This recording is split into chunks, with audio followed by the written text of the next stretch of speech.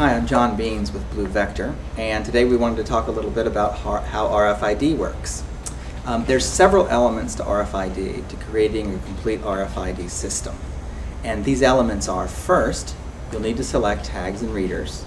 That's important because different products require different kinds of tags, or different situations actually can require different kinds of technology. Then you'll need a way to have rules be executed. And we'll talk a little bit about what that means. Then you'll need to integrate it into your current systems. You'll need to decide how your operations are going to change now that you have auto-identification technology. And then you're going to need to come up with a plan for handling change, because change is inevitable. So one thing you can count on in your business is that what you do will change over time, and you need for your systems that support that to do that as well.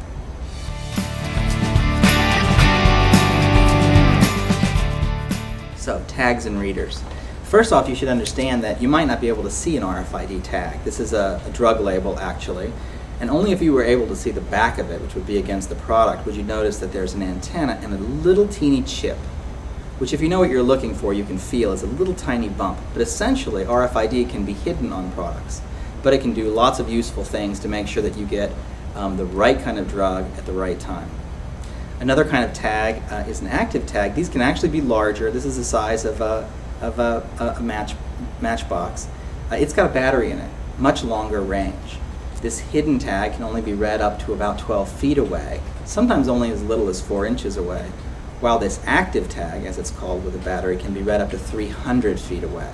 There's different times when you would not want a tag to be read from far away, like when you're trying to tell if a tag is passing through a doorway or not. You wouldn't want to read every tag in the room. On the other hand, if you were taking inventory, being able to read every tag in a room could be pretty handy.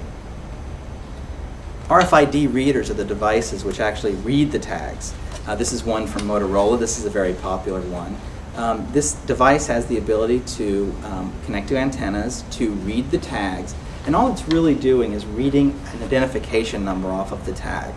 It really doesn't know anything about the person that's moving the product, or in some cases even what the product is. It's just an identification number.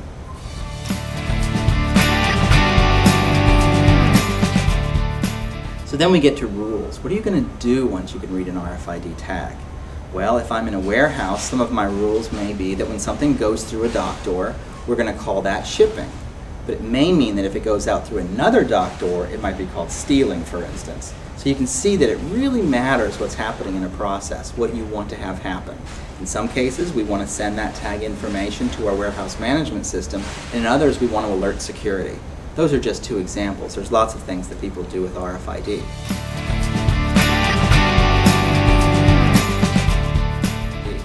One of the things that my company does for people is it allows you to quickly automate those rules, to be able to install RFID, to kind of give it a mission, tell it what to do, and have it act intelligently.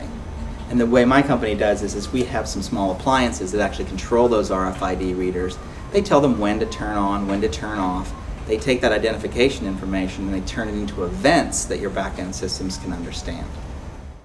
The next thing is operational change. Now that you've got RFID, you don't want to continue to do business the same way that you did it before. Ideally, you'd like to remove some steps, maybe save some cost, maybe make the process safer for patients or workers. Now that you're able to see things automatically without any extra effort at all, you can take advantage of that in your business. For instance, maybe you no longer need to keep track on paper of inventory.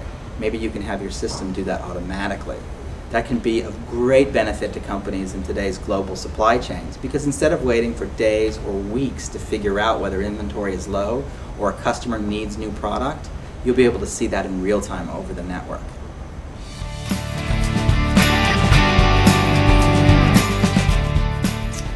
Finally, you need a plan for handling diversity and change. I showed you a couple of kinds of RFID. There are new kinds of RFID being invented every day. When those come along, you're going to want to add them to your system. So you're going to want to make sure that as you put RFID in place, you're planning for those kinds of things.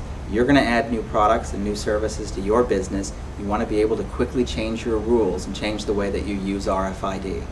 So think of your RFID system as being a special system, a system which puts sensors to work for your business in the way that you need them to work. Thanks.